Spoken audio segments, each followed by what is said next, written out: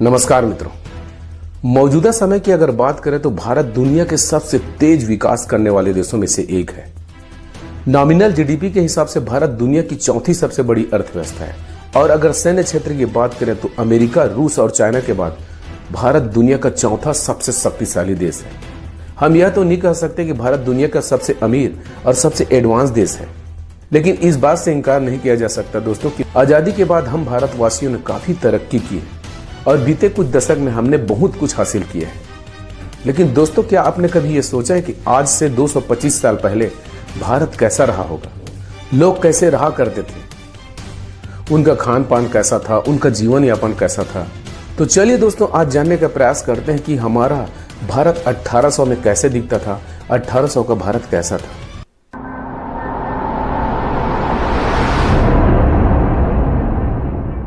अंग्रेजों के आगमन से पहले भारत दुनिया के सबसे सुखी और समृद्ध देशों में एक हुआ करता था।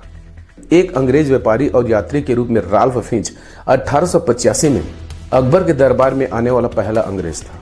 वहीं अगर भारत में अंग्रेजों के पहले औपचारिक आगमन की बात करें तो 1608 में विलियम हॉकिंस के नेतृत्व में ईस्ट इंडिया कंपनी का जहाज हेक्टर सूरत बंदरगाह में पहुंचा था, जिसका उद्देश्य भारत में व्यापारिक गतिविधियों को स्थापित करना था। हॉकिंस ने मुगल सम्राट जहांगीर के दरबार में पहुंचने की कोशिश की ताकि सूरत में एक कारखाना स्थापित करने के लिए उसे अनुमति मिल सके। आपको जानकर हैरानी होगी दोस्तों, जहां एक तरफ शाहजहां ताजमहल बना रहा था, वही अंग्रेज धीरे धीरे भारत में अपने पैर पसार रहे थे। व्यापारी के रूप में अंग्रेज धीरे धीरे देश के राजनीतिक मामले में हस्तक्षेप करने लगे और कई राज्यों में डलहौजी की हड़प नीति और वेलेजली की सहायक संधि की नीति के माध्यम से धीरे धीरे हड़पना प्रारंभ कर दिया। अंग्रेजों ने फूट डालो और राज करो की नीति के तहत सभी राज्यों के एक दूसरे से लड़वाते रहे और अपना फायदा उठाते रहे और धीरे धीरे विभिन्न जगहों पर भारत में अंग्रेजों की सत्ता आने लगी। हालांकि उनकी मंशा कामयाब होने में 100 से भी अधिक साल लगे और इसी बीच एक ऐसा साल आता है जहां पर सभी भारतीय मिलकर हम अंग्रेजों का मुकाबला करने के लिए तैयार होते हैं। वह होता है 1857 की क्रांति।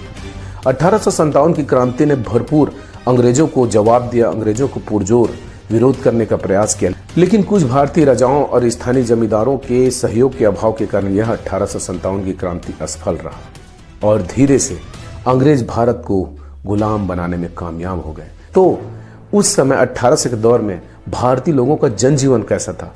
1800 के दशक का भारत सही मायने में आज के भारत से बिल्कुल भिन्न था, बिल्कुल अलग था। वह एक ऐसा समय था जब भारत कई रियासतों में बटा हुआ करता था, लेकिन फिर भी दुनिया के सबसे समृद्ध देशों में से एक हुआ करता था। हालांकि अंग्रेजों के शासन के कारण भारतीय समाज और अर्थव्यवस्था में काफी